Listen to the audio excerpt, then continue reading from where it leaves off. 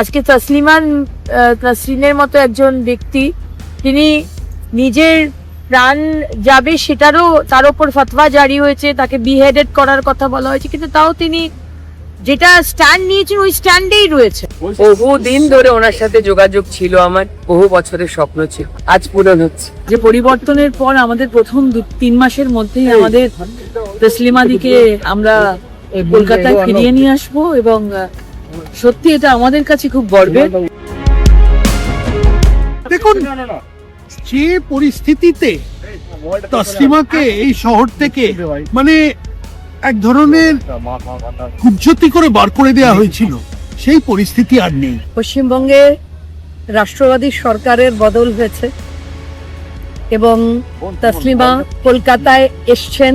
কলকাতায় তাকে অনুষ্ঠান করার মতন পরিবেশ রচনা করা হয়েছে।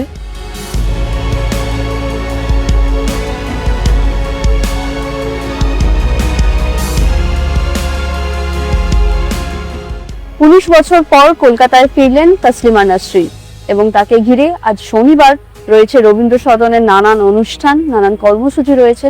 উপস্থিত হয়েছেন রাজ্যের বিজেপি নেতৃত্বরা এবং রয়েছেন মাননীয় মুখ্যমন্ত্রী শুভেন্দু অধিকারীও। দেখতে থাকুন এই অনুষ্ঠান সূচি এবং কে কি বলছে সবটাই ধরা থাকলো সিটি সিনেমার পর্দায়।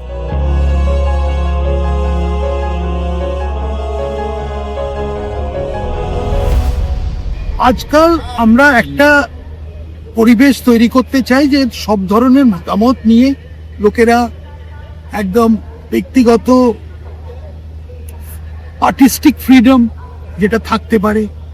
আর আমরা মনে করি যে এখন তসলিমার এমন পরিস্থিতি এসছে যে সামনের দিনে তসলিমা শুড কনসিডার যে আবার কলকাতায় ফিরে আসা যায় কিনা। সত্যি আমরা চেষ্টা করব। আমি ওনার সঙ্গে 2007 থেকে ওনার ভিসা টিজা বাড়ানোর জন্য ওনার সঙ্গে যুক্ত আছি।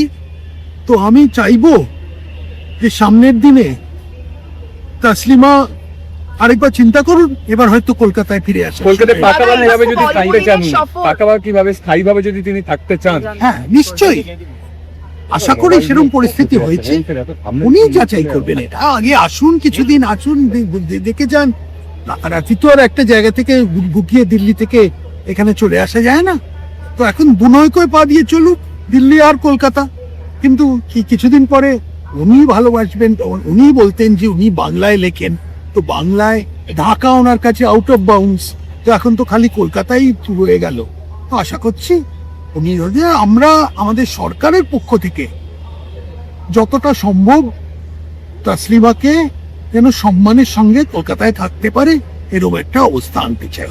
অত্যন্ত গর্বের মুহূর্ত, আনন্দের মুহূর্ত আমাদের জন্য, এবং স্পেশালি আমাদের মহিলাদের জন্য যারা আমরা সবসময় অন্যায়ের প্রতিবাদ করেছি।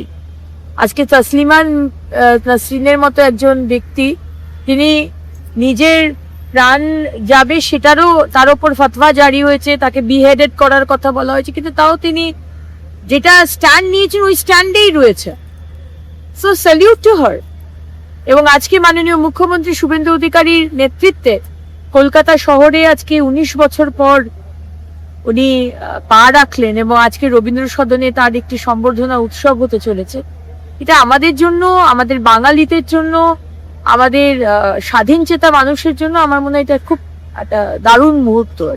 দিদি, ওনার লেখা কাজ মানে ওনার লেখা নিয়েও কাজ তেমন ভাবে হতো না, এবং কথা হয়েছিল যে নির্বাসিত আবার রিলিজ করার কথা হচ্ছে, যত কম সময়, তাই সেটা হয়নি। তো আবার কি ওনার লেখা নিয়ে কাজ হতে পারে? অবশ্যই, এটা তো আবার করে একটা শুরু হলো নতুন ভাবে।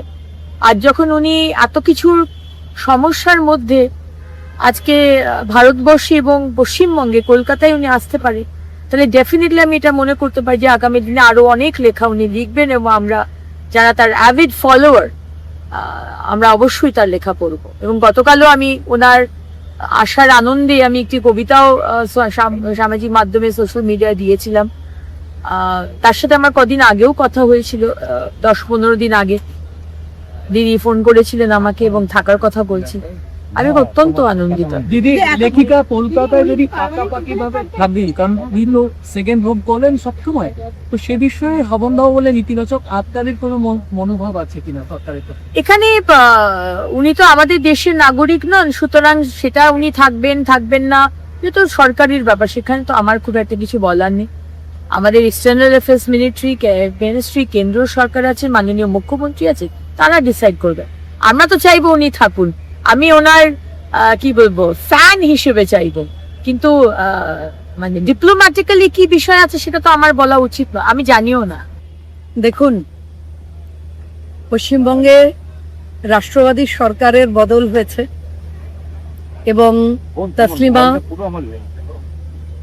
কলকাতায় এসছেন।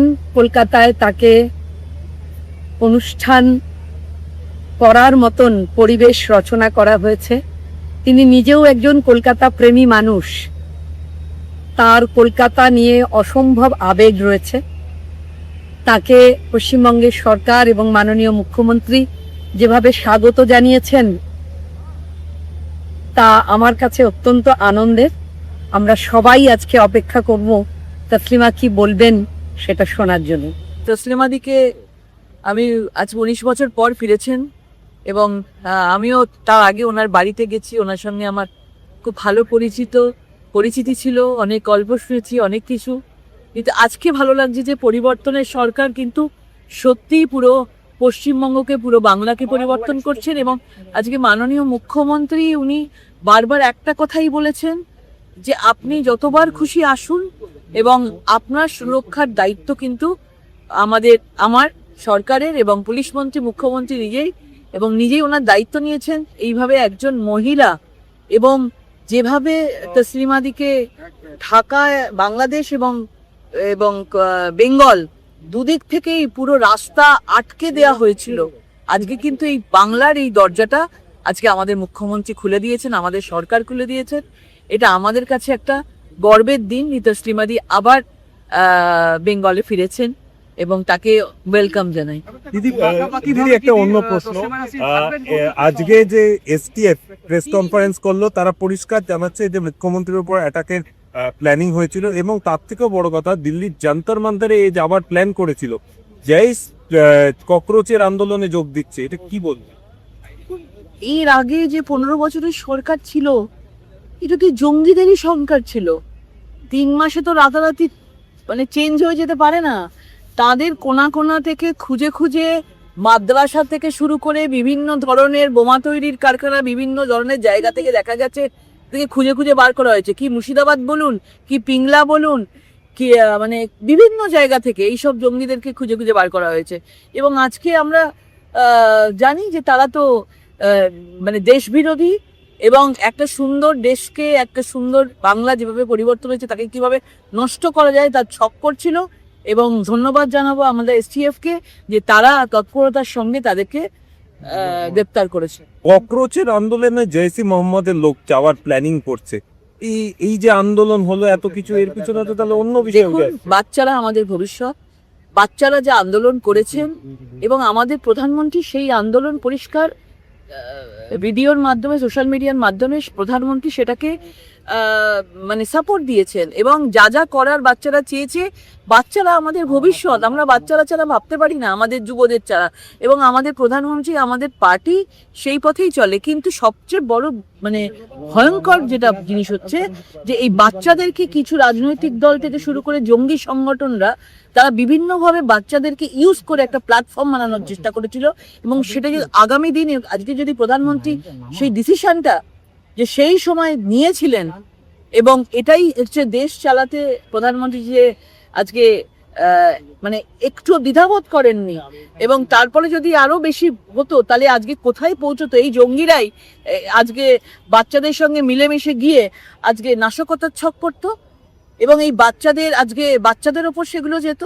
সেই জন্য বাচ্চারা বেঁচে গেছে এবং জঙ্গিদের আস্তে আস্তে করে ধরা হচ্ছে, এবং এটাই হচ্ছে আমাদের আসল ভারতবর্ষ, আসল বাংলা। মুখ্যমন্ত্রীর ভূমিকা থেকে বললেন, বললেন যে যখন খুঁজে আসতে পারে, যখন খুঁজে থাকতে পারে, সুরক্ষাটা সব সম্পূর্ণ রাজ্যের পরিচয়। হ্যাঁ, আমরা তো বারবার বলেছি যে ভয় আউট, ভরসা ইন।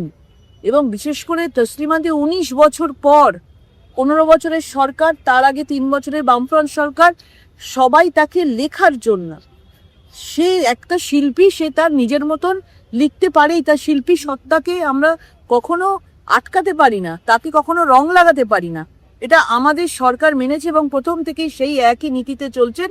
এবং 15 বছর এবং বামফ্রন্টের এই 3 বছরের, এই 19 বছরের নির্বাসন থেকে আজকে আমাদের সরকার, আমাদের মুখ্যমন্ত্রী তাকে মুক্তি দিয়েছে। টলিউডের লেটেস্ট আপডেট, গসিপ ও এক্সক্লুসিভ ইন্টারভিউ দেখার জন্য এখনই সাবস্ক্রাইব করুন সিটি সিনেমার ইউটিউব চ্যানেল আর ফলো করুন আমাদের ফেসবুক, ইনস্টাগ্রাম ও হোয়াটসঅ্যাপ চ্যানেল।